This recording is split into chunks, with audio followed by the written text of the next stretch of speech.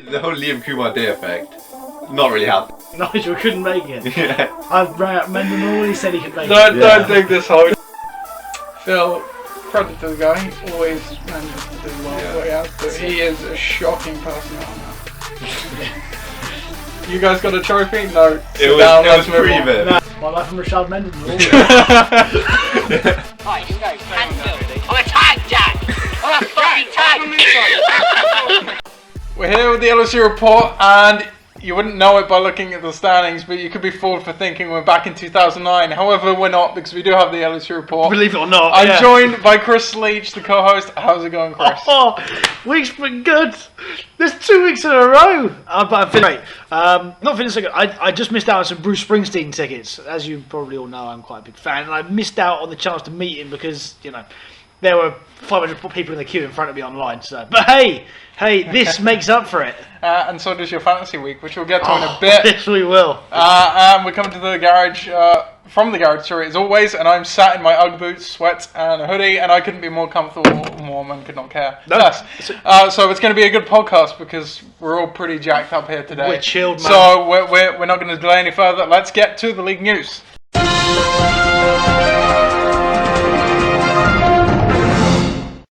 Now, obviously, we're doing a Tuesday edition. Depending when you listen to this, it is a Tuesday edition of the LSU report.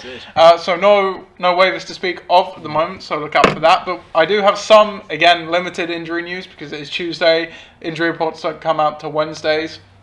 But the injury news I do have is, starting off with Gridiron Gang, Randall Cobb injured his neck. It's a sore neck to be specific. I don't know if you saw the hit. It was a pretty nasty hit to the head neck area. Right. But he's fine. Cleared concussion protocol and everything. Sore neck, akin to when you wake up from bed with a kink in your neck, I imagine. I'd imagine. So he should probably be fine for Sunday. Okay. Latavius Murray missed last weekend with a toe injury that cropped up. Unclear for this weekend, I would say. Tuesday, really limited from my sources of what I know this week. But Des Bryant, I do know, is unlikely to play this weekend for the third week in a row now, I believe. Lost. So, not very good value. How big is that for the Dream Team? Des, that's it. Losing someone like Des is, it's huge. Absolutely huge. However, even without him in some of the earlier weeks, you've seen that team do quite well without him. So, hey. Yeah, we'll see. For Forge Flies, your team, Cam Newton obviously missed last night's game with the concussion. Didn't he? He did. You wouldn't have known it because Derek Anderson was basically non-existent as well. But hey, that's neither here nor there. He should be back. I saw he did some stuff, I think, on Monday or something, so he should be back this weekend. Rashad Jennings for the Burdettinators, he missed another week with his thumb injury. I really don't know. Even the first week after he had the injury, there was reports he could play. He didn't. Same again. It's unclear. I imagine he'll return soon, but we'll just have to wait and see. Then necessity, Stephon Diggs missed last week's game with a groin injury. It's something he's been playing through, so I imagine it's probably just a rest week, and probably will be back this weekend, but just check. D'Angelo Williams as well, apparently he only had one carry in the game. He's got some sort of knee injury. Obviously he's backing up Le'Veon Bell. It's not major at the moment, but he is still owned. Unclear what his status is.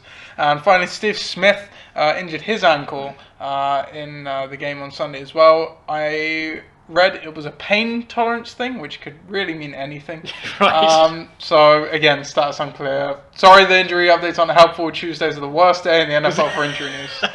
So that's all I've got. But hey, that means we can get straight into the Week 5 recap. And won. As always, we will start with the marquee matchup from last week, which was the Friendship Bowl, I'm calling it. Yes, the Friendship Bowl.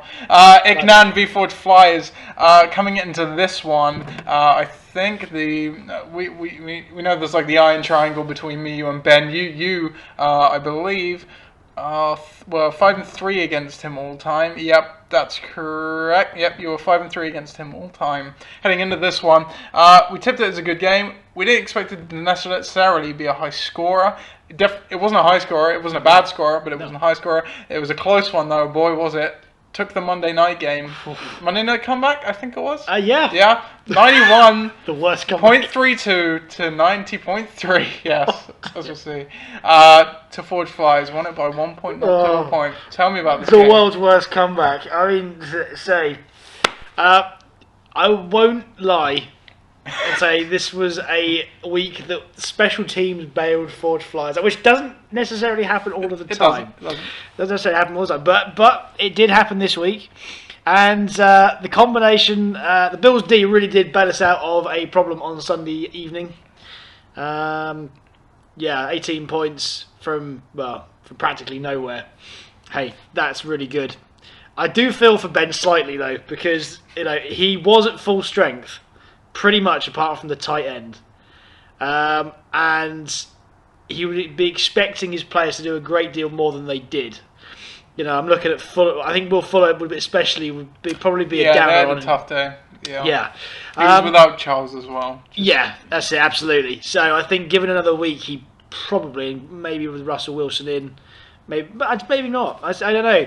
But at the same time, on the other side, there was a decision made. Obviously, Forsyth had no quarterback really. Starting Derek Anderson. Yeah. Despite the matchup, that's what the idea was. Yeah, the fantasy, experts were saying a similar thing. Cam was on the Monday night game. I'd have to pick up a subpar option and play them earlier, only for Cam possibly to play. Yeah. And make it look like a mug.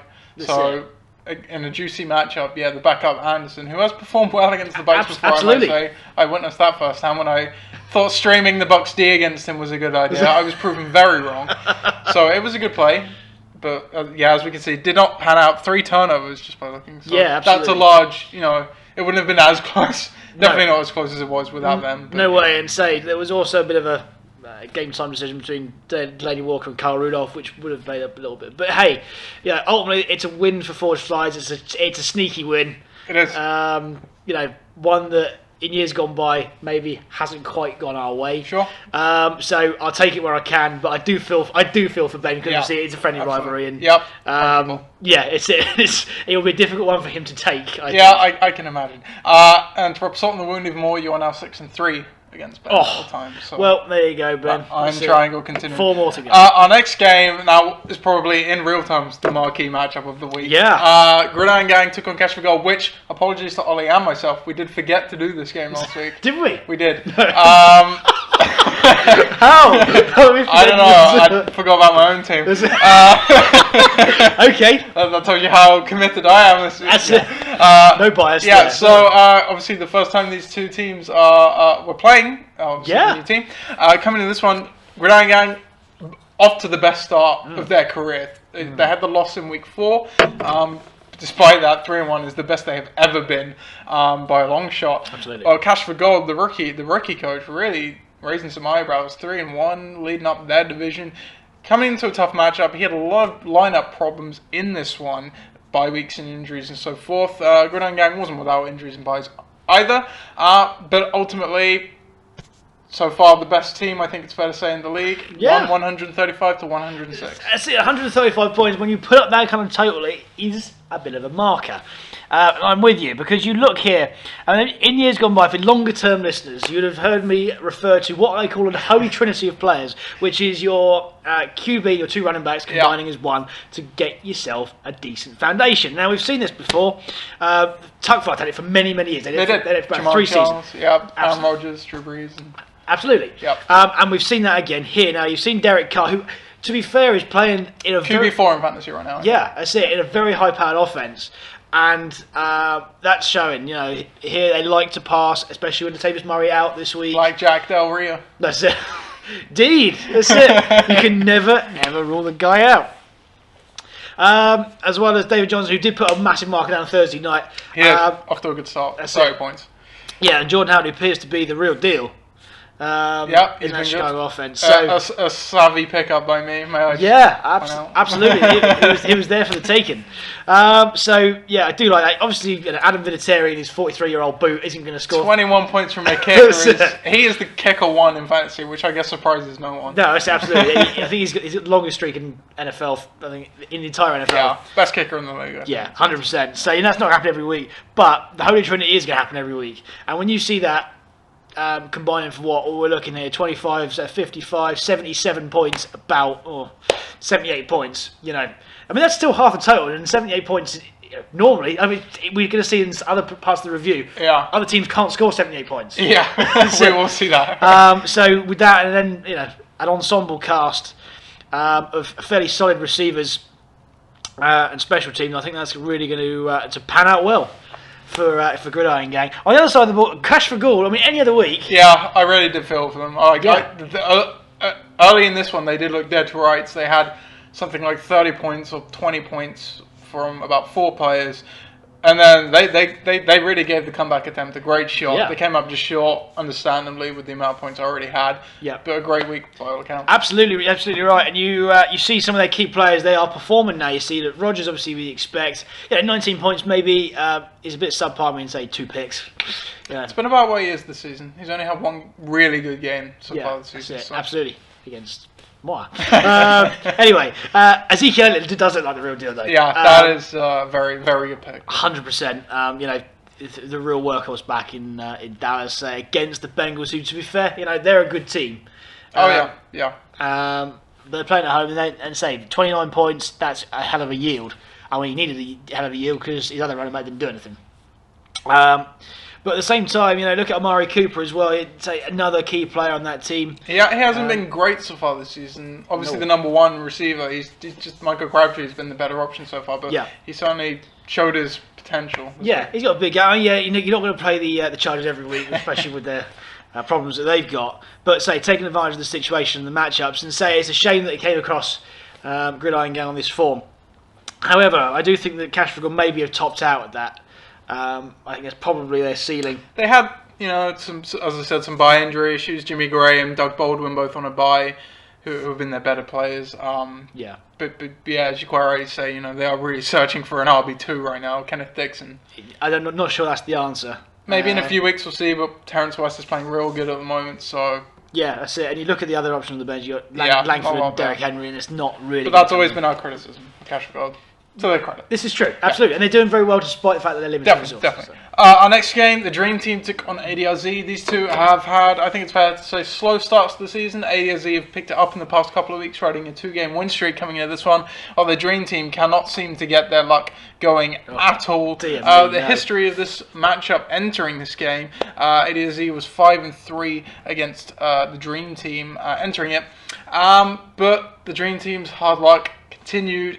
ADRZ won this one 115-87. Yeah, absolutely. And ADRZ, I'd say a couple of good weeks, or 3 good weeks, 3 wins on a bounce, which you wouldn't have said 3 weeks ago because they were really down and out. They look, so we look here again and as with Gridiron Gang, they're 3 at the bottom. Their foundation stone really did pay a huge dividend here because you're looking at Andy Dalton again.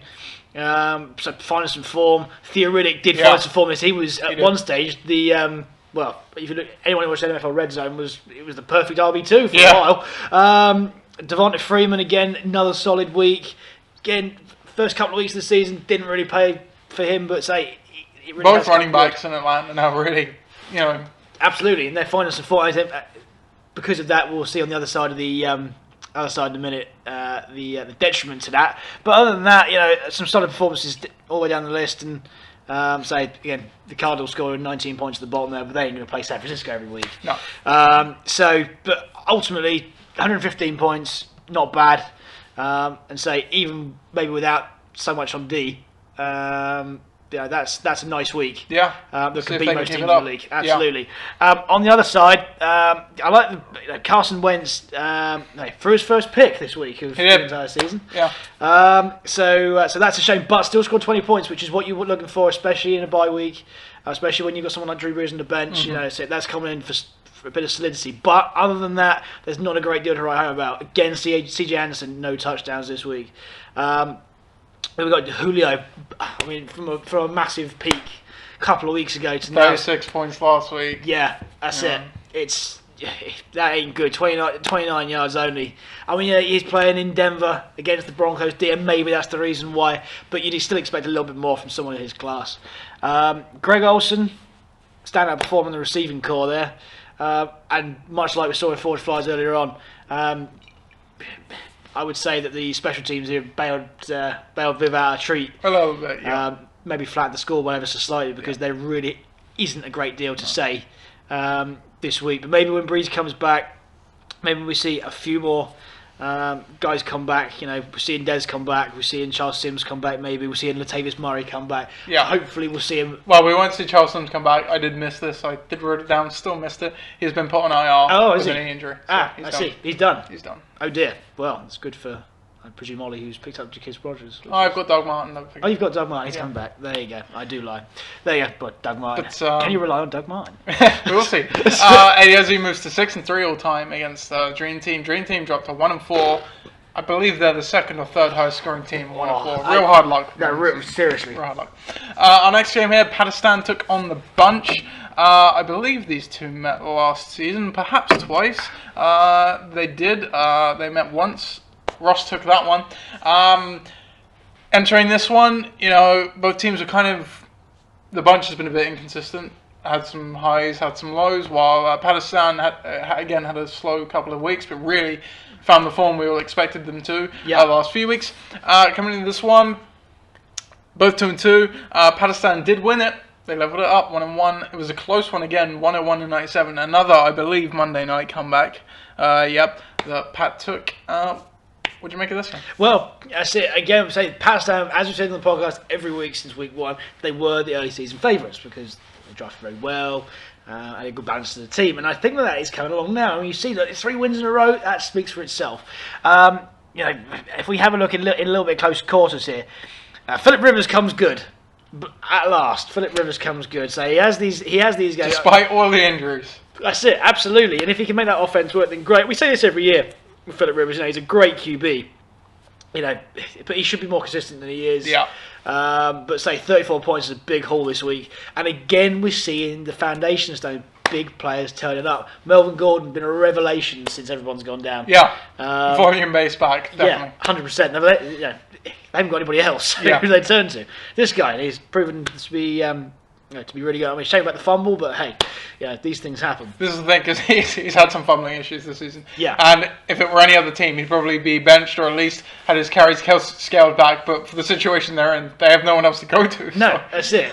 So, and I think in terms of running back pairings across the league, there's not really a better one here. I think that there is, genuinely, because you've got two very, very high volume-based players. I'd argue David Johnson, Jordan Howard is probably at least equal to That's it. It depends. And Christine Michael. It depends. That's it. You wouldn't have put Jordan Howard across the beginning of the season, but I'd take your point. But it's very good. Yeah, Gordon and Gurley, you can't really argue with that and say. He's got Stewart, who's obviously been out for a while too. Let's not forget. This is true. He's still got to come back. And Tevin Coleman. And Tevin, blessed with running backs. Yeah, that's it. Greedy. That's it. Absolutely. But keeping the opposition at bay. Mike Evans, 89 yards and a touchdown. You get what you expect from him. And again, other than that, not a lot to write home about. But it's a solid, consistent performance, and that's what we're seeing a lot from Pakistan at the moment. Yeah. Yes, he's ridden the quarterback, but other players have chipped in there too. And there's nothing worse on, as you longer term listeners to the podcast, that gets some money than say one team riding a player. I'm looking at you, Ben. Last year. Anyway, on the other side, he needed that performance, Philip Rivers, because Tom Brady obviously back. The Golden Boy's back. That's it, absolutely. I did call last week that Tom Brady would lead the Bunch to a victory. I was nearly right, to be fair, to my credit. Very close, very close. And I think let down here by a couple of performances maybe. So he didn't need too many more points. He needed 4 points more. So let's see kind of where his points came from and where they didn't. More importantly, so obviously Carlos Hyde, showing that promise that he. He's been really good. Yeah. He's the best weapon, arguably the only weapon, unless you count Jeremy Curley, which I don't personally, in that Niners offense. That's it. Yeah, Jeremy Curley. Watch for him. So he's the number one Niners receiver. Whatever that's worth, I'll let you decide. There's some insurance there. But Carlos Hyde, he showed that promise last year before getting injured. Now he's come back and he's probably shown that again. So that's something to rely on. Again, another high volume based back. There's no one else to challenge him in San Francisco. So you're telling me Sean Drawn isn't an all-pro? Oh, that's it. There's still time. 10 weeks to go. 12 weeks to go. So yeah, Antonio Brown again. You expect him to do well. And then we come down to the receivers, and I think there's a bit of a mixed bag here because you're seeing Hawkins for Cleveland. So that was a surprise. He's a real surprise. Very much so. They didn't play especially well, but the guys that he relied on earlier in part of the season, Jeremy Hill, for example. 12 yards only, limited. He's been struggling. Yeah, that's it. I mean, he does have those weeks where he just runs in for 3 touchdowns. He's very bum or bust. That's what he is. Yeah, absolutely. And you can't expect that every week, but you'd expect a little bit more than 12 yards. And Sterling Shepard, who's also started the season very well, but only 14 yards as well. And it's, maybe there is where you'd expect to see a little bit more production. But otherwise, it's unlucky for the bunch. They'll have better weeks. Yeah. But again here, they're riding Brady. Yeah. As long as they got Brady, I proved last season Brady or bust is an entirely credible tactic. That's it. I imagine they'll run the same thing. Absolutely. Patterson moves to 3-2 then, Bunch drops to 2-3. Our next game, the Tuckfards took on Tom's Tyrants. Now, Tuckfards really look like a boat with a load of holes in, without a paddle, without anything, a lifeboat, anything to speak of really. Going into week 4, and then they put out a great week, won a game. Going into this week, we all expect Phil's Magic to come out. Still didn't really expect him to be able to do much. Tom's Tyrants, however, we have been seeing them on a consistent downslope. They were on a 3-game slide coming into this game. Now, the history of this matchup is actually quite high. 5-8 in Tom's favour. So these guys have played each other a lot. Kind of split. But Phil surprised us again, 114-79. What do you make of this? Well, if you're talking about teams that are in a boat with lots of holes without a paddle, I think Tom's Tyrants are the epitome of that this season. 4 on the spin. Have we ever seen this from Tom's Tyrants? 4 losses in a row. The 2014 title year comes to mind. Obviously, that I think they were 2-5 at the point where they came roaring back. But this is a position we have. Unless you're doing a Muhammad Ali and you're right, rope-a-dope, and it's going to come back later on in the season. But I don't see where it's going to come from. It's it. The year that Tom came back, we'll see 10-team league, a lot more potential for waiver pickups. And this year it just isn't there. And if you haven't got a team, I think you're out on a limb. And a lot of it isn't his fault because there is a lot of players in there that just aren't performing. I mean, Andrew Luck's doing his best. It's at 26 points, but you expect that from a QB. It's one of his better weeks, to be fair. Absolutely, and we've seen down weeks, but you expect that from a quarterback of his caliber because he is a good quarterback. It's the running backs that are really lighting the side down. Eddie Lacy just doesn't look anything like his former self. And Lamar Miller is just... I don't know what Houston are doing, quite frankly. No. I love Lamar Miller coming into the season. He was my best back behind David Johnson. Yeah. And he hasn't even scored a touchdown yet. No, absolutely. And it's difficult. The Houston offense is struggling a bit. You're seeing that with Miller. You're seeing that with Hopkins. You're seeing that across the board. But who's the common thread? well, I'm just saying, Brian Hoyer managed to run a perfectly competent offense last season. Brian Hoyer's running off a perfectly competent offense. Yeah, he is. He's doing it this season. So yeah, Brock. Yeah, sitting down. Get your act together. Yeah. Catch the fucking ball, man! I remember that was lip read at the weekend. I think that's it. But anyway, that's probably good advice. But anyway, Thomas Tyrants. I feel very, very sorry for Tom at the moment. And I know what it's like to come into a slide, and it's not very easy to get out of. So good luck. I would just say for as many times Brock says catch the fucking ball, man. His receivers probably say to him 10 times, just throw the ball to me! No more play action, man. No. But anyway, the Tuckfards. No, it's absolutely. And the Tuckfards, they've managed to,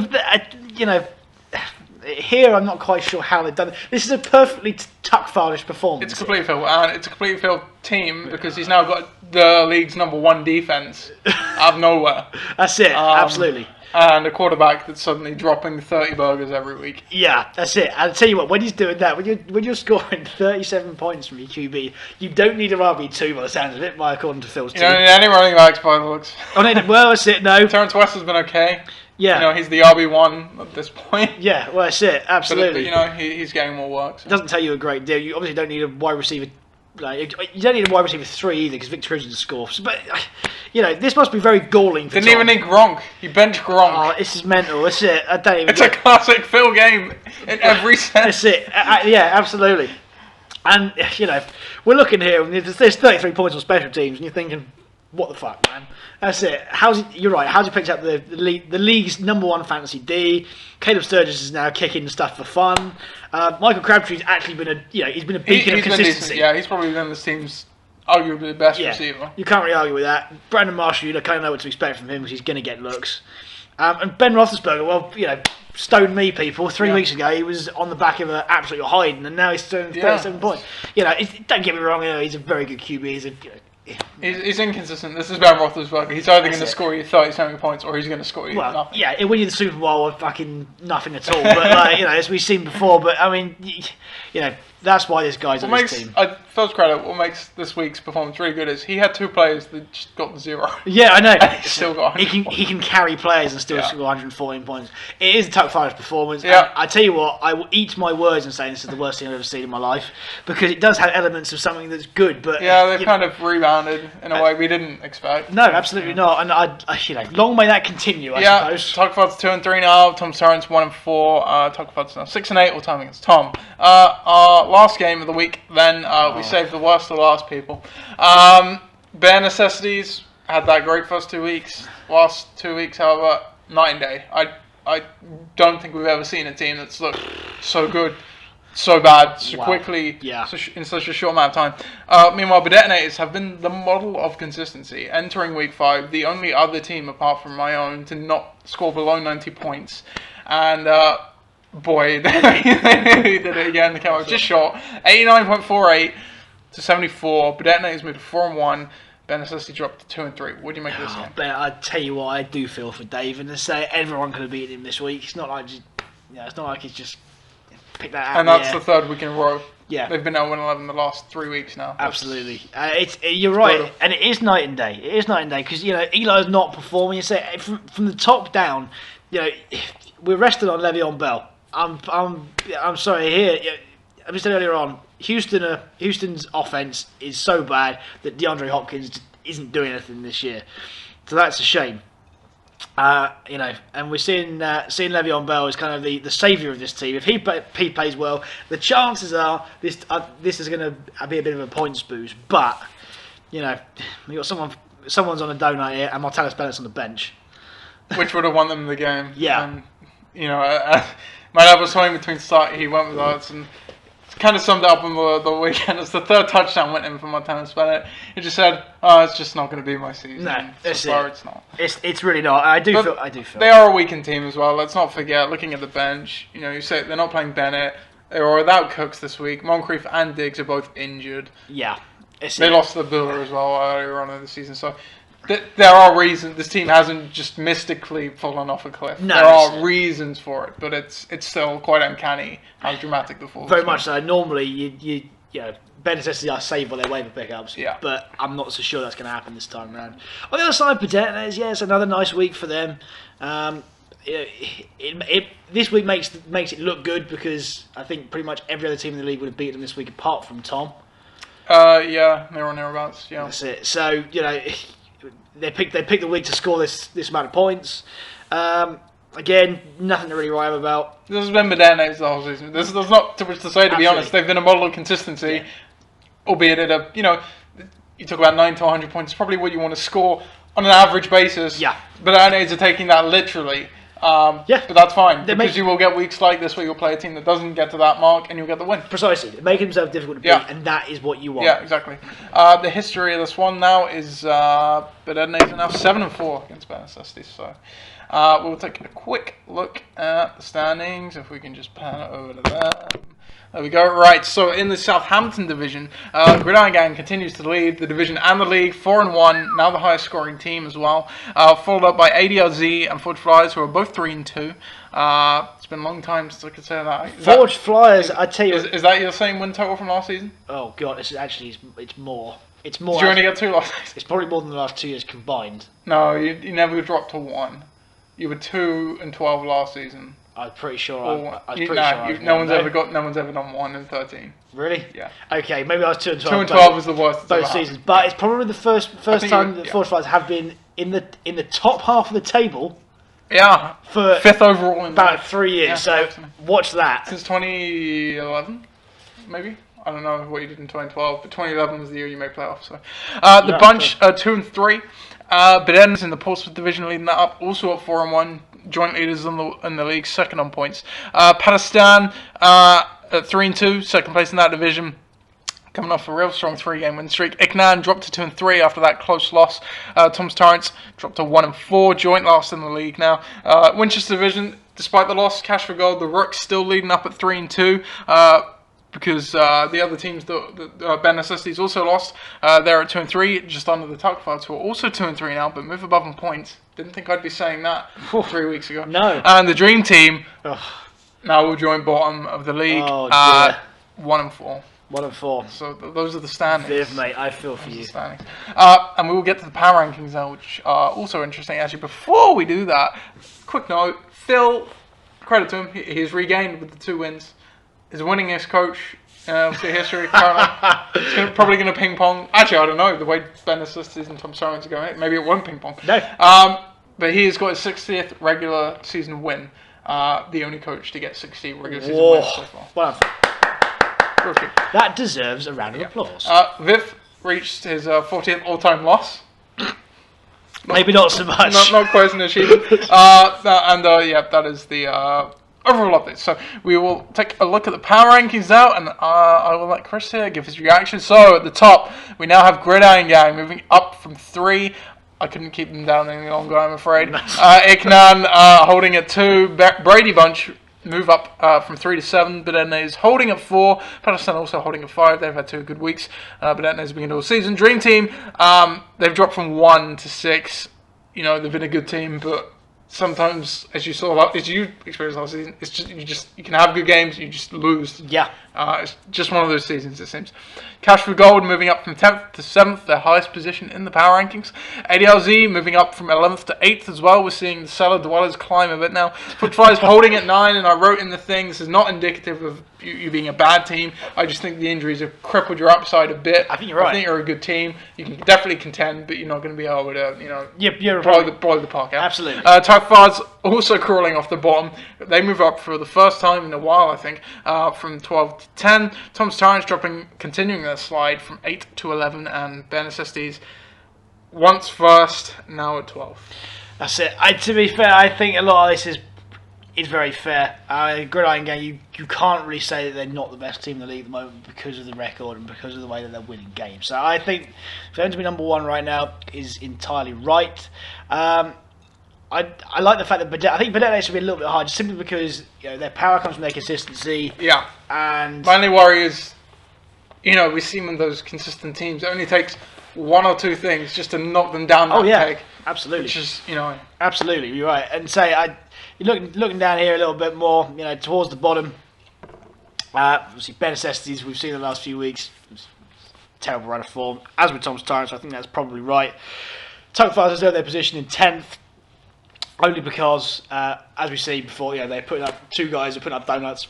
Yeah. Whilst riding a few players. Which is the Tuckfards way, but yeah, that's it. Isn't necessarily across the board the best strategy. So I think the bottom 3 and the top 3, are right. And there's just those in the middle to scrap it out, really. I think over the next couple of weeks. It is very even. It was quite hard to do the power rankings this week, especially in the middle parts, because I could have almost put these teams in a different order. So this is just how it felt, and I'm certain it will change next week. It will, absolutely. Yeah. So we're going to see some of those midfield teams, especially if Dream Team continues their slide, maybe a little bit further down the rankings. Yeah, exactly. And speaking of next week, we will now look at next week. First, we'll do that by identifying a marquee matchup. I think that's a good idea. I think this one here is a good contender, as is potentially that one, maybe not this season, but I think you'll agree it's probably the first one we were looking at. I think so, because as we were talking about a minute ago, the power rankings. Yeah, the power rankings. And the 2 top teams in the power rankings, so this is actually a very fitting one. Gridiron Gang take on Iknan. And as we all know, it makes for an interesting game because I struggle mightily against Ben, so this may not be as close as we think next week. I am actually 3-10 against Iknan all the time. 3-10. Are you serious? 3-10. 3-10? 3-10. What the hell? Yeah, not a great record against Iknan. This is crazy. The projections currently have this one 97 to 104, but I do not have a tight end yet. Nope. Lineup changes. For me, Jeremy Macklin comes into the starting line, and Mike Wallace. Don't have a tight end, as I said. Christy Michael comes into the flex for Randall Cobb. On Icknan's side of the ball, they look unchanged as yet. Gridiron Gang obviously leading the league at 4-1. Icknan trying to rebound from a loss at 2-3. What do you make of this game? Yes, and I think that again it's going to be another very, very close game.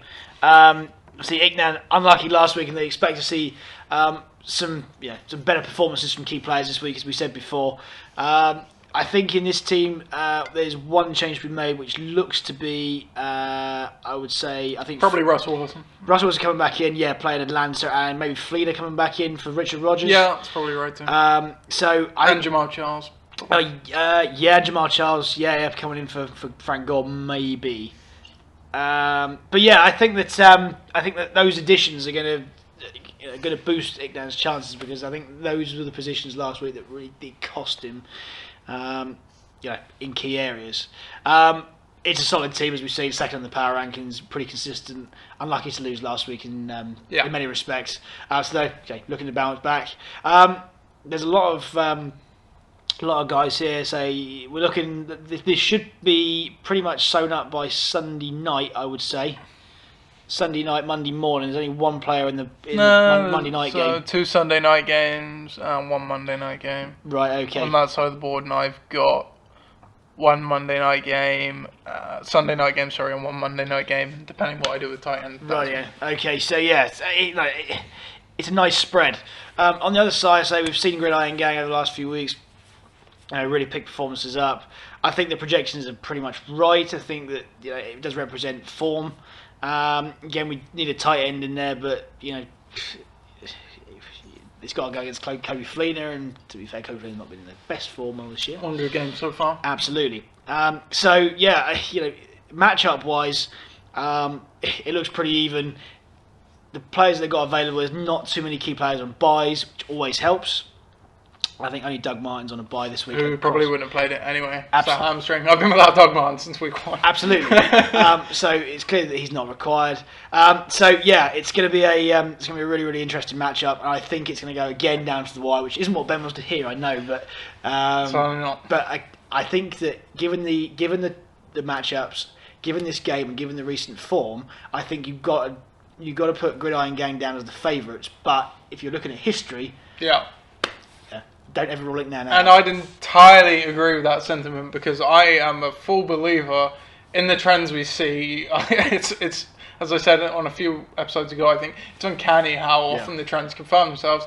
My team is looking very good this season, as you said, but Icknan has looked good as well. I quite rightly agree. It could definitely be a close one, and the history could certainly go against me. I am going to pick my team. Of course. Of course I am.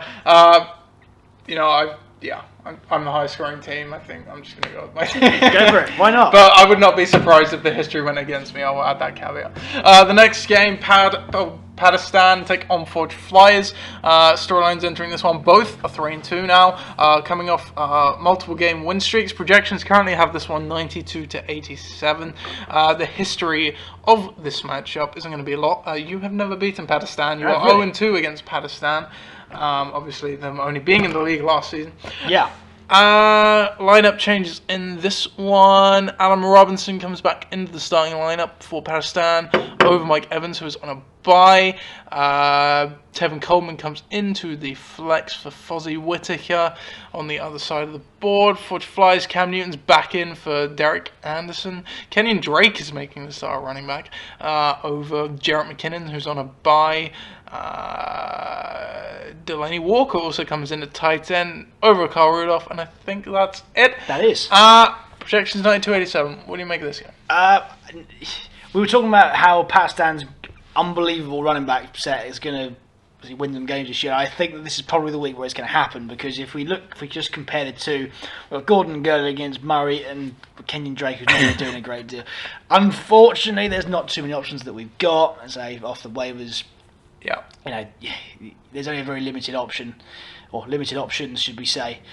So, I'm relying on Cam against New Orleans, which, tends to be a pretty good matchup a lot of the time. Maybe not away, but hey, we'll see how we go. To be able to do the work of a quarterback and a running back at the same time, and then have Kenyon Drake as a flex position kind of guy. But say Pat Stam, we've been praising this team for their consistency and their performances all year. If their running backs are strong, their receivers aren't quite as.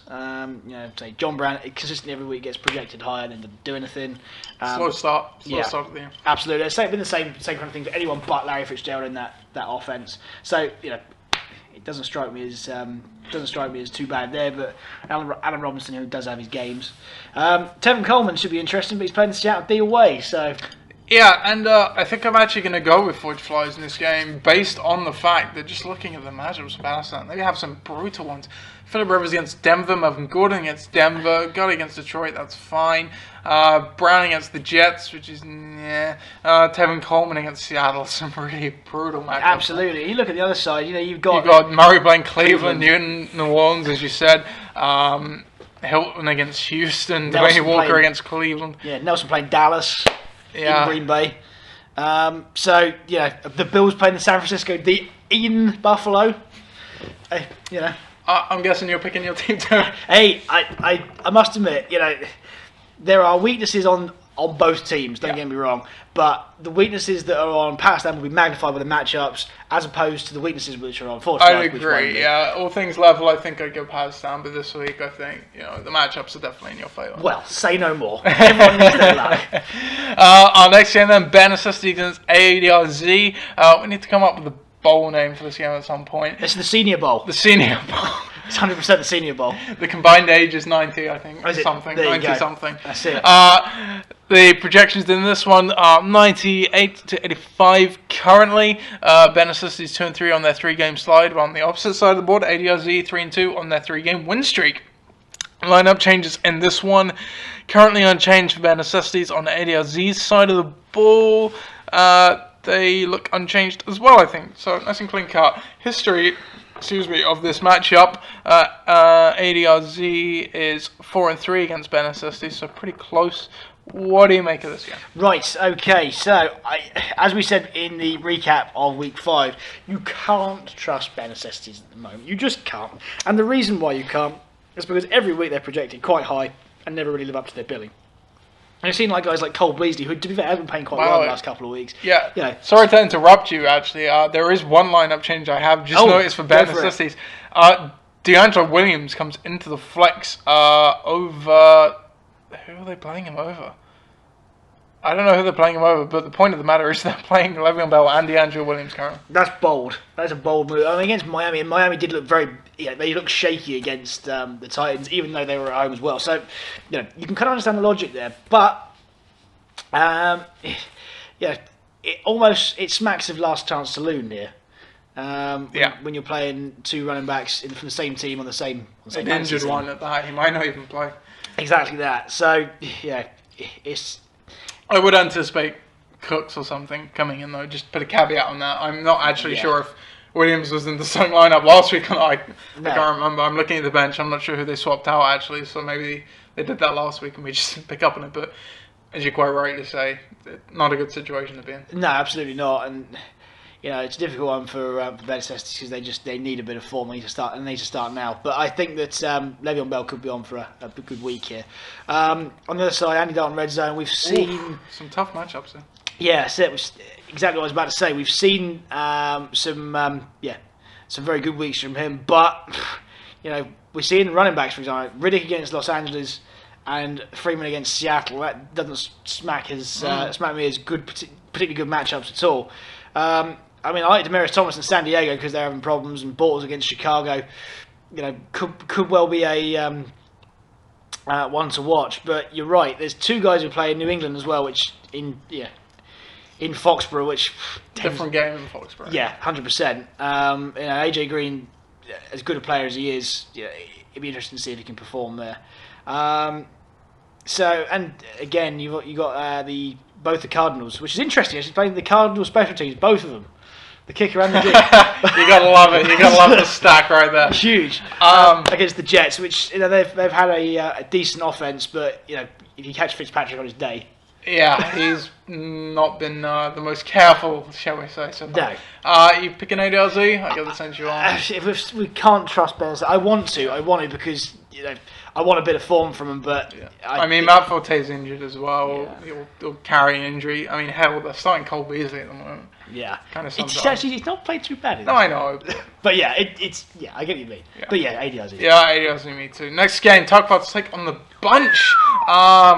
Storylines coming to this one.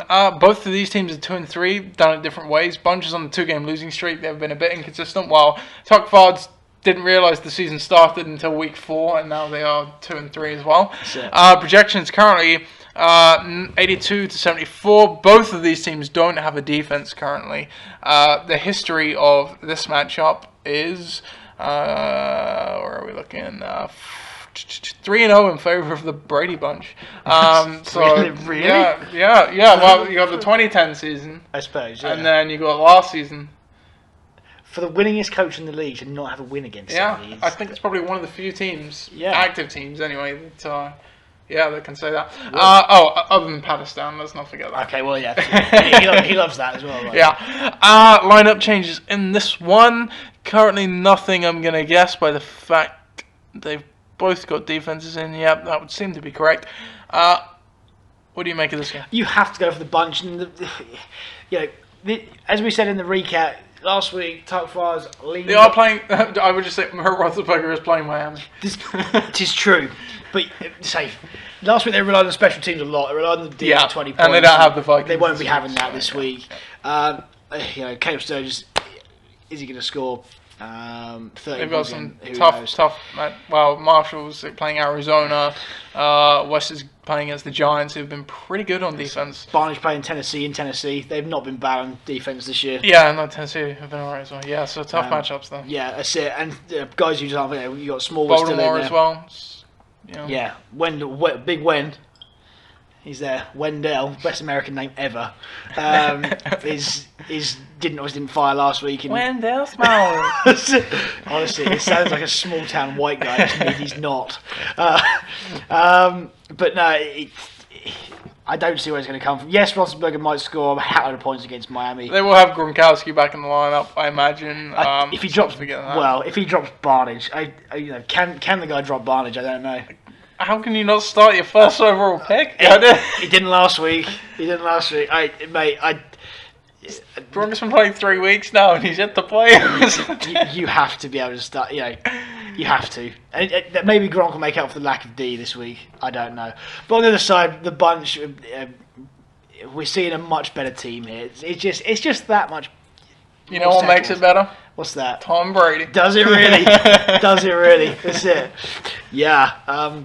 Yeah, that's it. And this is probably... Is this true for everyone? No, this is probably the only team that it generally will be done by Sunday night. Everyone plays Sunday at 6. Yeah. As it currently stands. Talkparts have, they've got them on it. Yeah, so, yeah. So we'll know by end of Sunday night what's going down. But, yeah, I can't look past the bunch here. Every week I slag off Phil's team going, yeah, that's it. That team's the worst I've ever seen. It'll never score points. I just think this week that, it's got to end at some point. They can't keep scoring. I think you're right. I do believe the Tuckparts will have a resurgence and carry it over for further weeks to some degree. But yeah, certainly right this week. Combination of not having that stellar D. Okay, they've got Gronk back. They've got Roethlisberger against a great matchup. But behind that, quite rightly, not a lot else. Meanwhile, the bunch, they've got Tom Brady. I don't care about anything else. That's it. That's what you need. Clearly. I'm picking the bunch too. So. Good. Next game. We're both aligned again this week. This happens. This is bizarre. That's it. Cash for Gold take on Tom's Tyrants. Now, this probably has quite a lot of rivalry to it, I would imagine. Yeah. Tom's Tyrants brought Cash for Gold to the league, so egg on their face almost if they lose this one. That's true. Obviously, no history between these two. And really, you would not expect either of these teams to have the season they're having. You would have thought it would have been flipped. Cash for Gold at 3-2, leading their division currently. Tom's Tyrants 1-4, bottom of their division currently on a 4-game slide. Projections are heavily in favour of Tom's Tyrants in this one, 91 to 66, and they have all players in their lineup.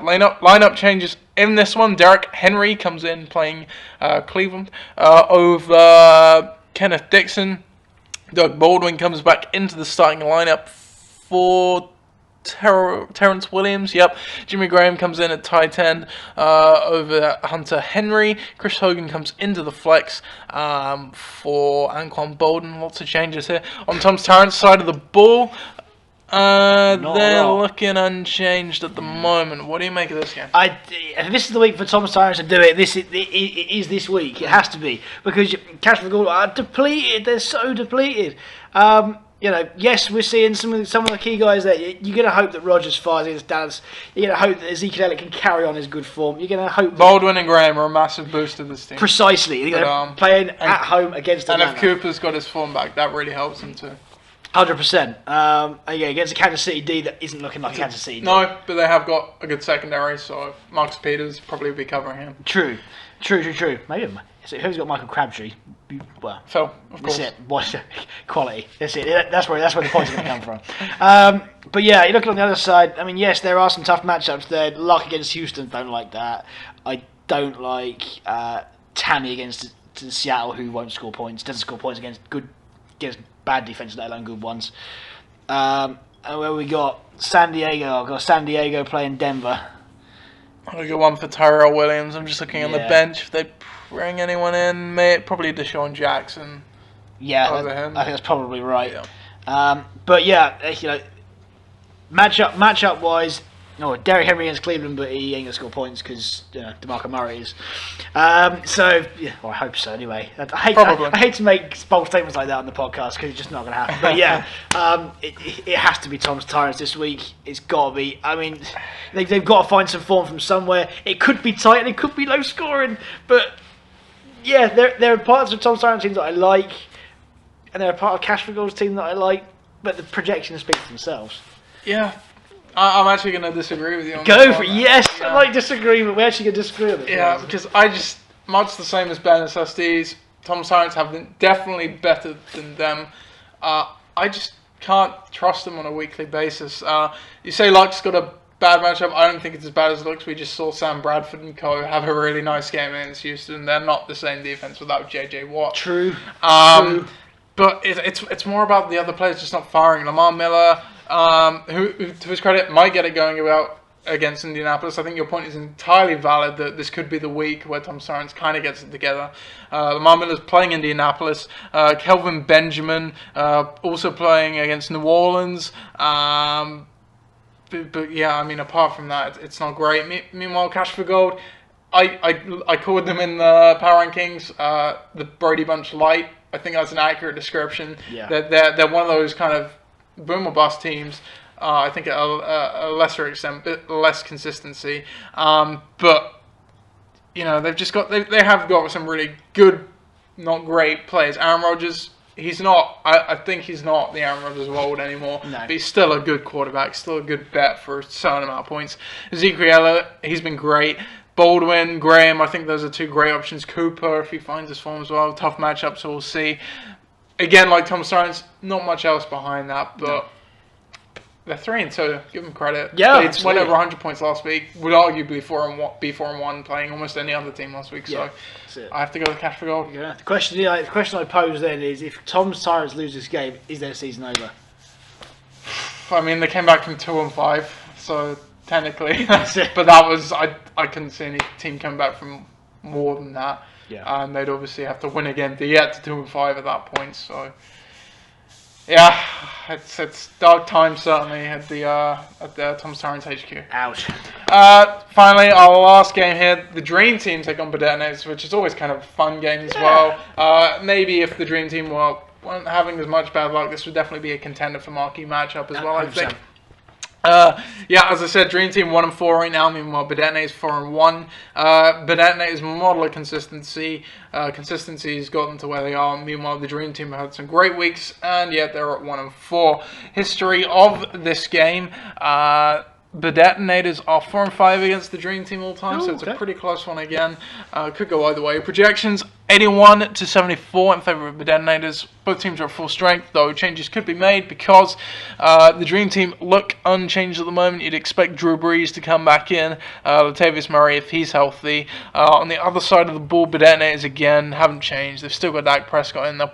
Actually, they might roll with him again with Matt Ryan against Seattle. Yeah. Mark Ingram comes back in, though, so they have made some changes over Jaquiz Rogers. Terrell Pryor is also in the flex over Travis Benjamin, I want to say. Yeah, I think Travis Benjamin. And Zach Miller in at tight end. I think he was in last week anyway, but that's how it is. What do you make of this game? Yeah, again, another tight one. I think again with the Dream Team, they now get that tag of you can't trust them kind of team. But you can't trust them. You just trust the other team to do something to beat them. That's how it's going. I don't know. It's the reason. Yes, but I think Burdettinators, as we said earlier on, they gained that 90 points. I think that's what the Dream Team are struggling with. They're struggling with that. I don't think they are. I mean, you go over it. They had 2 weeks under 90, but the rest, I think, were maybe over 100 each time. Okay. They're a bit inconsistent in that sense, but they can score. Yeah, that's it. They're just not they're not above and below the total, but not straight in the middle, which maybe is what you want. But I think the guys coming back into the team this week are going to make a real difference. I think obviously Drew Brees is a massive boost to that team. As good as Carson Wentz has started the season, I think Drew Brees is a better fantasy quarterback anyway. Latavius Murray coming back in as well, at least as a genuine starter. So you're going to have two fairly decent running backs, although Murray hasn't done a great deal. In a committee, but he's had I say flex worthy, RB2 worthy season. Yeah, absolutely. And then when you've got a receiving core as good as they've got, maybe you don't need that. When you've got Julio, Jordan Matthews, Greg Olsen, Dorsett, who it's got a bit unlucky recently. So and Des Bryant, who obviously they're missing right now. Absolutely.